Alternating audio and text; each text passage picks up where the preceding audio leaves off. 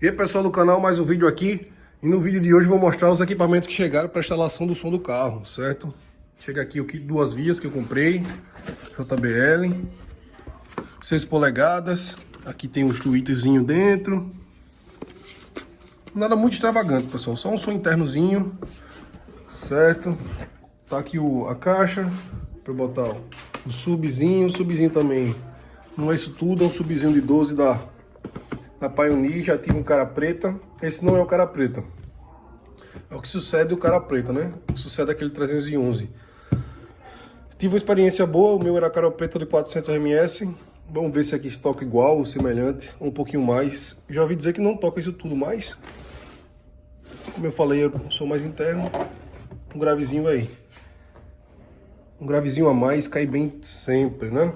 Aqui tem um traxial para botar a parte de trás do carro, aquele apoiozinho que tem na mala, também JBL. Deixa eu mostrar a referência para vocês, né? Eu vou botar no vídeo aí na legenda. Pessoal, aqui um módulozinho banda, o grave, e um módulozinho JBL pro kit duas vias e os traxiais, né? Traxiais. Pronto, somzinho bem básico, sim, o play da Pioneer. Eu comprei esse aqui, o MVH X3000, que tem Bluetooth, certo?